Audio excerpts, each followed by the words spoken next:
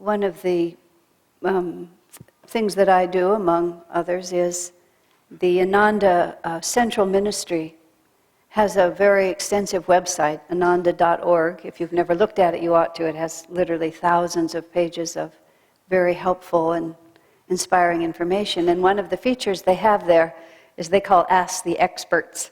And people get to send in questions, and various ones of us around the world receive those questions and write answers. So every so often some little question will come into my world, and I have to think about it and compose an answer.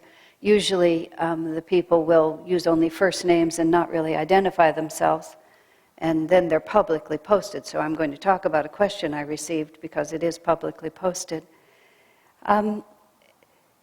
It's often true that the way you formulate the question always has in it inherently the answer. And when we can't get answers to our questions, it's because we haven't formulated the right question. And this question that I received from a woman whose name I don't recall says, first she said, I was recently married in the last couple of years. In the last couple of years I've been married, I've been forced to drop out of medical school, and I had to terminate a pregnancy. Then she puts, not by my choice, referring, I believe, to medical school and the pregnancy. I don't know about getting married, but let's assume that that was by choice. And she says then, I've lost faith because of these experiences. So I'm sort of, just mulling this over, wanting to really give her a solid answer. And it finally occurred to me that the key to her question is, what has she lost faith in? I've lost faith. She didn't even finish. But obviously what she's describing is, things have not gone as I want them to go. I feel helpless in the face of these changes. I don't know, she doesn't give me her whole life story. Did her husband make her drop out of school? Did her husband make her terminate her pregnancy? Did finances? Did health? Whatever it was, clearly she feels she's not the master of her destiny, and her destiny is not going as she wants it, and therefore she's lost faith. Has she lost faith in herself? Has she lost faith in other people? Or by implication, has she lost faith in God? And she's lost faith in God because He's not doing what she wants Him to do. He's not giving her what she feels that she should have or wants to have. He's not going to make her happy in the way that she thinks that she needs to make happy. Now, I'm not mocking this at all. This is not a small thing. I mean, having faith, having the capacity to believe that the effort is going to be worth the result is fundamental to life. If we ever lose the belief, if we ever lose faith in the idea that the effort is going to be worth the result, then that's really the beginning of the end for everything. I mean, those are the lifetimes when we just basically sit it out, just sort of take a holiday. Maybe we literally go crazy for a while, which is a nice way to take a holiday. We just retreat into our own world and we don't have to deal with it anymore, or we function way below our potential, or we become very cynical. We commit suicide, which is looks like a good idea, but is a really bad one because it just doesn't take you anywhere. But we just decide that it's not worth the effort, and we just begin to hope that something else is going to happen. My own name is Asha, and that name means hope. Swami Kriyananda gave me that name as a spiritual guide and a blessing when I was in my early 20s. My first response when he gave it to me was I was just so happy. It was so simple that I didn't have, we always joke about it, you're afraid to ask Swamiji for a name because he might call you Rupamana Haridasi, which is the epitome of the most impossible name you can imagine.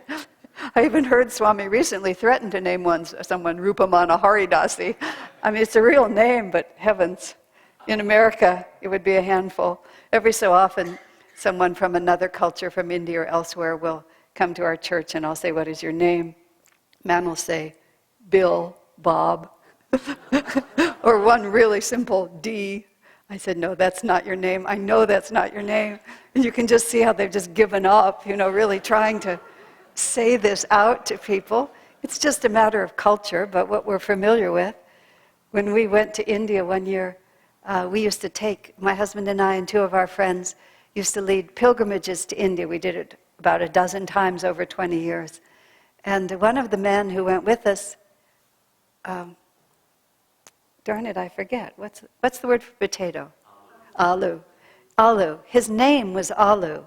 He'd actually been named for that baseball player, Matty Alu, from years ago.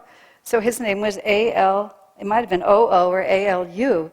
And when the first days when we're on this India pilgrimage, everybody's wearing a name tag. So he's walking around, and his name is Alu, which means potato. So it's very confusing to the Indians why he's wearing the word potato, on his chest. And when they found out it was his name, they just couldn't contain themselves. Did your mother hate you? She called you potato? These very ridiculous things can happen. Swami Kriyananda was talking last week on the satsang that he gave, that we'll watch at the end of this, when Ram Smith first went to Italy. Ram Smith, for those of you who don't know him yet, he's a big man, he's a black man, he was a football player, he's a gospel singer, he is a fearless human being. And he decided that this little problem of language was no problem at all. He'd just plow forward and speak Italian or something like it. And there's endless stories. If you ever really want to laugh, you just sit with someone and let them tell you stories about Ram speaking Italian. But one of the things was the word kosha, Swamiji was saying. And in Sanskrit means the sheath that keeps you in your ego. In Italian, that word means thigh. So Ram gave this very inspiring class about how what you really must get rid of is the koshas. And everybody was hearing. He made no explanation of what that meant, and his Italian was so fractured anyway that they just thought he was telling them that they had to get slimmer thighs, and that was, and it was sort of like, this is a very hard teaching. I just really didn't know where to go with it. He gave another class. Poor Ram, I love you if you're listening to this somewhere on the internet. He gave some other class, I believe it was him, and inadvertently he was talking about the importance of dresser drawers.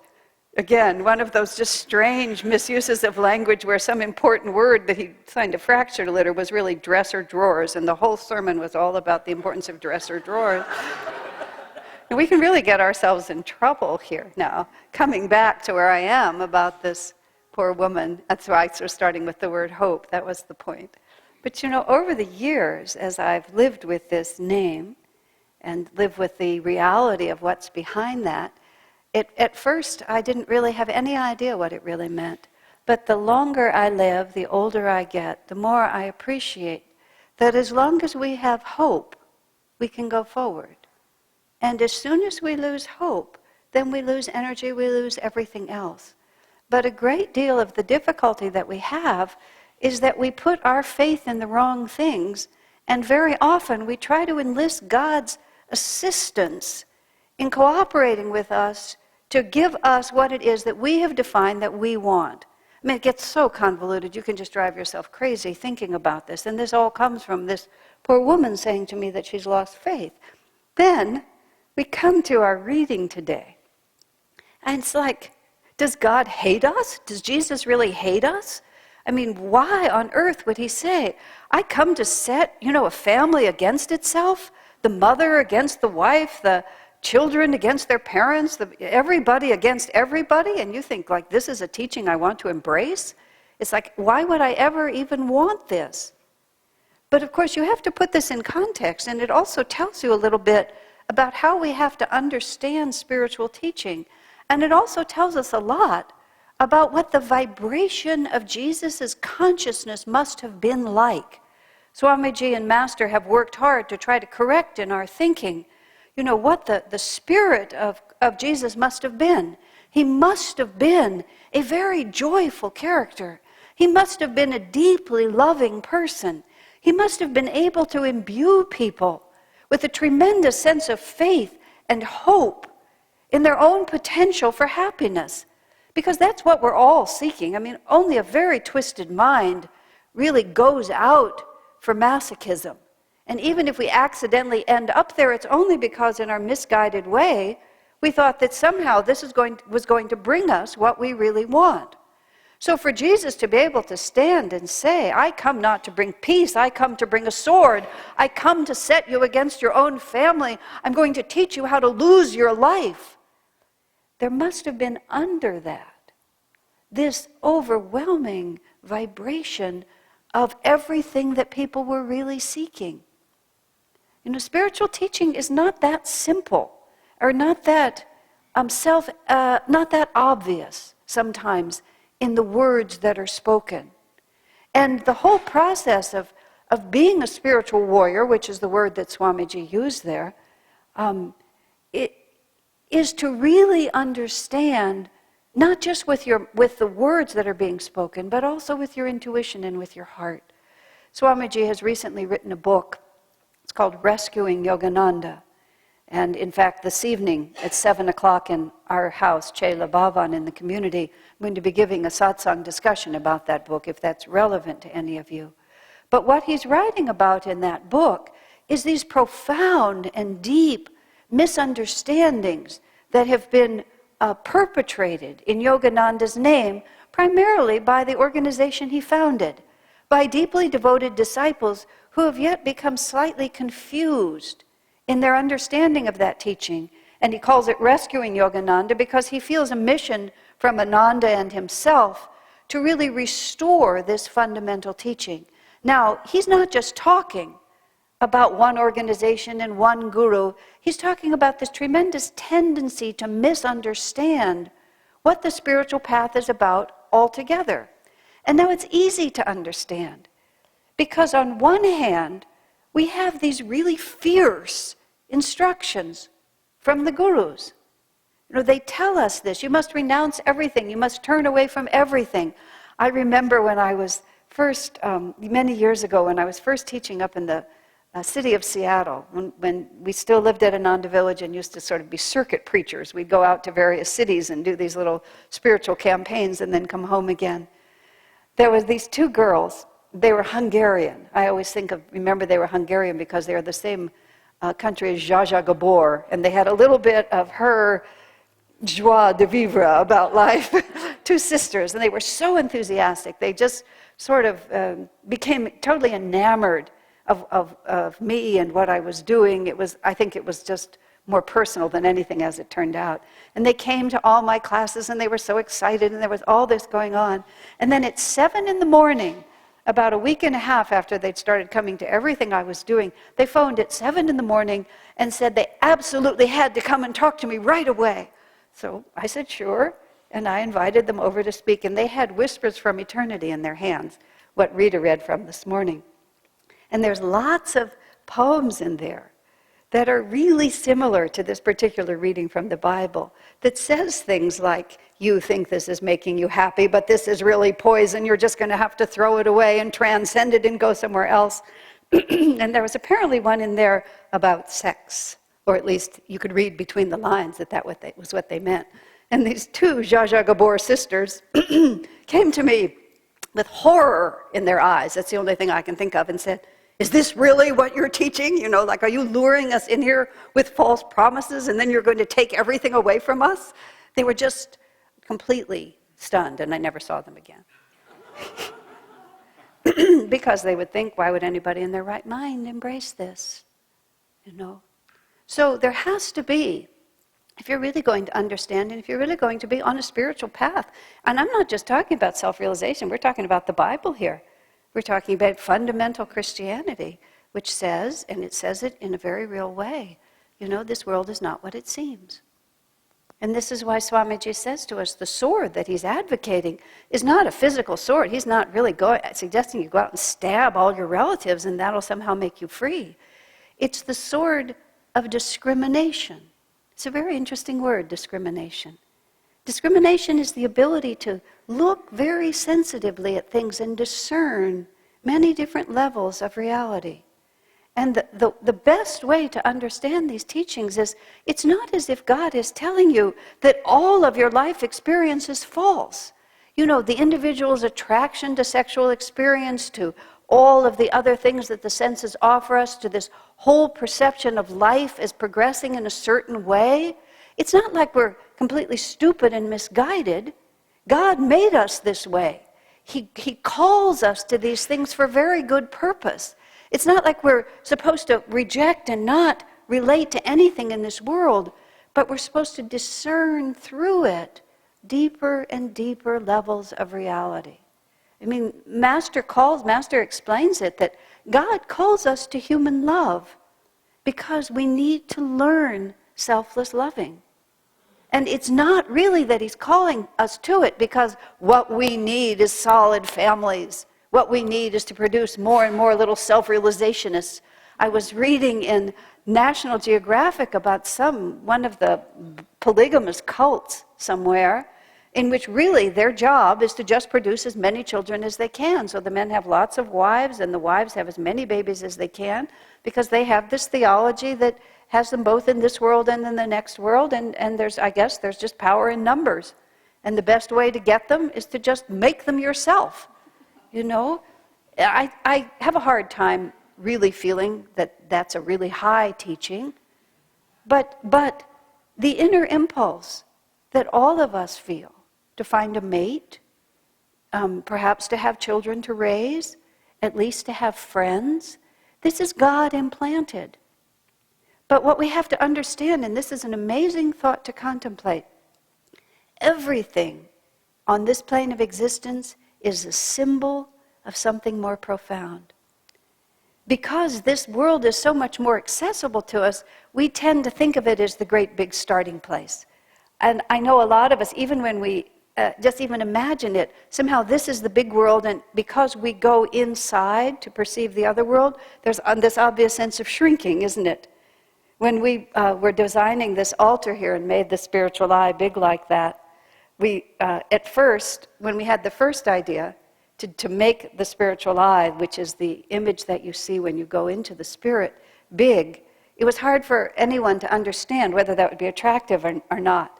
So one year, we laid out cardboard and we got foil of the right colors, Christmas wrap of the right colors. We made this giant cardboard spiritual eye, which we pasted on the wall up there. It was all shaped very differently then. That one was 5 feet across, you know, just so that we could get used to it. And when Swami Kriyananda came to visit, because not everyone agreed that it'd be so huge, I asked him, you know, what should we do? Oh, he said, it should look big enough to walk right into. You know? And that really sort of says it.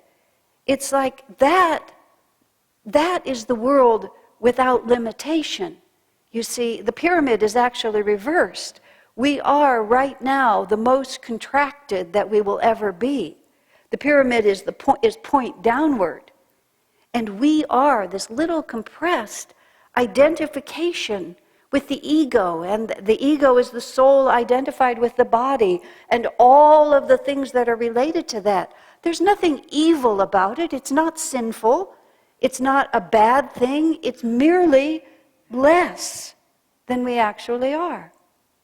You see, father, mother, friend, father, mother, daughter, son, sister-in-law. What are all those relationships? Those are all the relationships that come when we start by identifying ourselves with this one physical body. And so instead of knowing ourselves as infinite and therefore equally present in all of creation, which is what Jesus and all the masters have always asserted, we draw ourselves down and saying, this is who I am. And I have love all right because I love you. And I receive love because you love me. And as Master says, somewhat, I must say abrasively, he says we love people as long as they please us. He says that's not really loving, that's just seeking for yourself. And this is the reasoning behind everything that says expand beyond this. Not because it's bad. Master refers to his companion in their great adventure was basking in the familial warmth, and therefore the adventure of self-realization looked less attractive to him. I'm just going to stay here with my mother and my father and my brother, and it's comfortable here and I like it here. Now there's only one problem with that. It's really a very simple problem. In the end, it doesn't work. If it worked, it would be just fine. If it was really going to satisfy our hearts forever, then why would the masters tell us anything except find yourself a little family, create a little familiar warmth, hunker down and enjoy it? But, oh my, there's so many other conditions in this world. You know, merely giving birth to a child doesn't guarantee that that child is going to actually be a friend. You know, I remember once this couple was having trouble with their son, and they came to Swamiji and explained all the trouble they were having, and Swami, just to challenge them, said, well, perhaps you got a lemon. Nobody thinks they're going to get a lemon, but sometimes you get a lemon because there are lots of lemons. You know? And then after he let them absorb that for a moment, he said, but I don't think so. And then they went on, and in fact, the lad did not turn out to be a lemon, but he did not turn out to be anything that his parents had hoped for. He did not contribute to the little picture of familial warmth that they wanted. And then sickness comes, and then people change, and you marry someone in a good year, and then the rest of their horoscope kicks in after that. You know?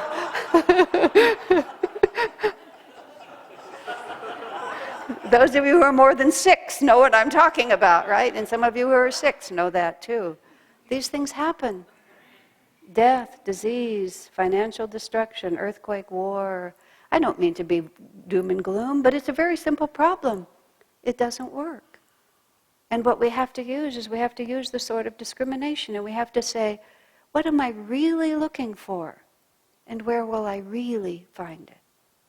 And the beautiful thing about it is, it doesn't mean that you have to turn your back on everything else, but it definitely means that wherever you are, you have to be using that God-given understanding to tune in and relate to the right dimension within it. For one simple reason, nothing else works. And it isn't a question of my declaring that as a dogma and that you have to do this. It's that we ourselves have to just use our discrimination and say, this makes me happy, but what would make me happier? You know? This may lift my spirits, but what would lift it even more? What would really give me hope? This poor woman who's written to me, she's lost faith that God is going to come through for her according to her plan. So now what will she do?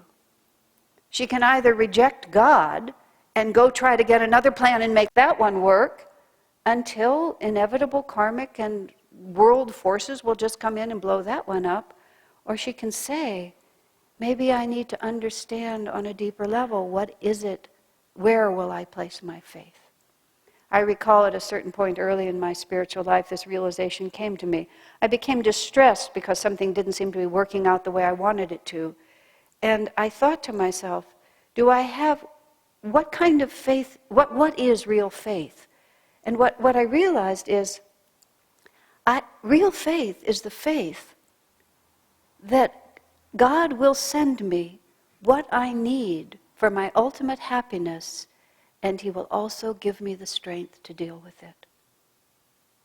And in the end, really, that's what all faith is about.